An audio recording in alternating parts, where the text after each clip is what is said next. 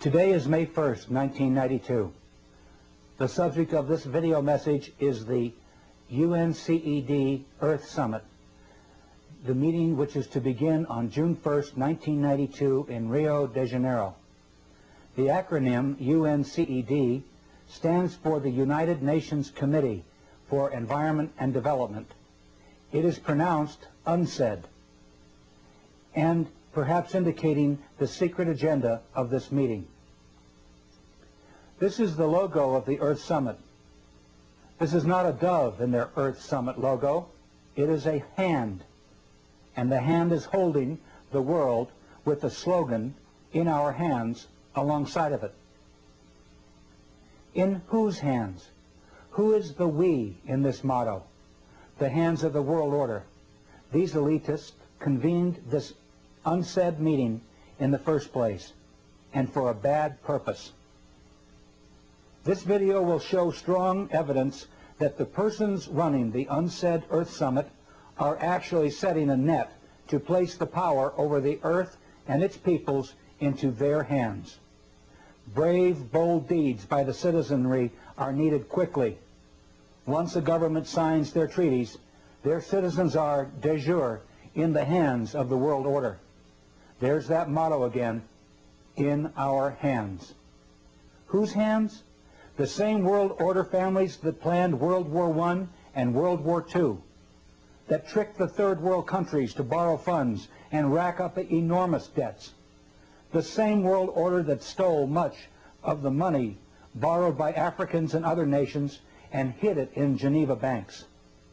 They are the persons who financed Hitler, manufactured the Holocaust, and managed to blame the terrible deeds on the German people. They can be credited with manipulating famines in Ethiopia and elsewhere and purposely creating war and debt to bring societies into their control.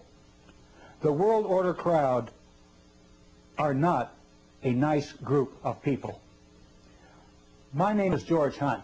I'm speaking to you from a video studio in Boulder, Colorado.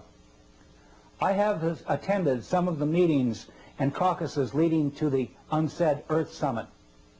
I am a business consultant and a college teacher in small business management. I own an environment company too, and am very familiar with the environment hypocrisy that the world order crowd has taken over the environment movement. I am aware of their plans. Please pardon me as I read my script. I'm not a professional actor, and my memory will not serve me with the things that I want to say.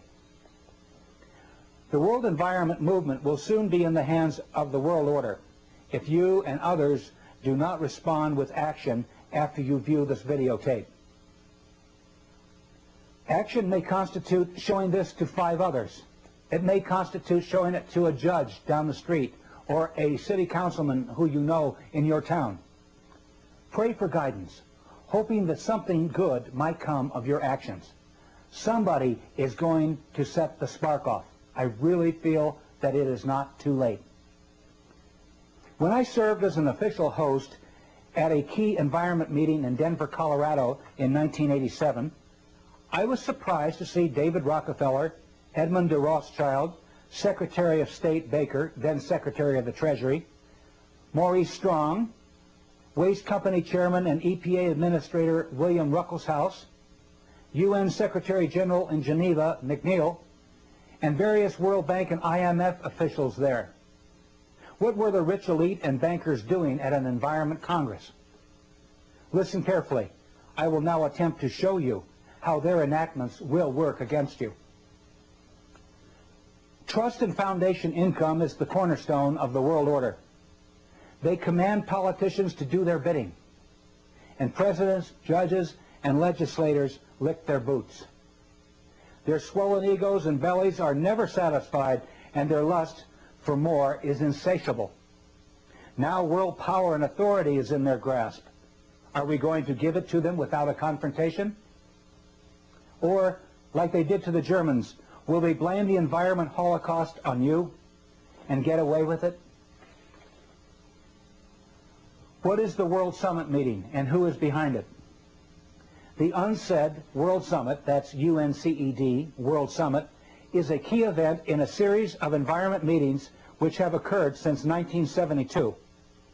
Maurice Strong, a UN official and an employee of the Rockefeller and Rothschild trusts and projects, convened the first Congress in Stockholm, Sweden in 1972. 20 years later, Maurice Strong is the Secretary General and convener of UNCED. In the 1970s and 1980s, numerous conferences created political action decrees, eventually to lead to the UNCED Earth Summit. I attended 2 meetings in Colorado in 1987 and 1991. Friends attended others in Los Angeles, San Francisco, and Des Moines.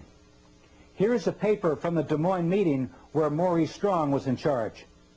Representative Gephardt's telephone number appears on the meeting documents. Here are some phrases from the document of the Secretariat for World Order, which were distributed at the Des Moines UNCED meeting. We are the living sponsors of the great Cecil Rhodes' will of 1877, in which Rhodes devoted his fortune to the extension of British rule throughout the world and colonization by British subjects of the entire continent of Africa, the Holy Land, the valley of the Euphrates, the islands of Cyprus and Candia, the whole of South America, the islands of the Pacific not heretofore possessed by Great Britain, the whole of the Malay archipelago, the seaboard of China and Japan, the ultimate recovery of the United States of America as an integral part of the British Empire. We stand with Lord Milner's credo. We too are British race patriots, and our patriotism is the speech, the traditions, the principles, the aspirations of the British race. Do you fear to take this stand at the very last moment when this purpose can be realized?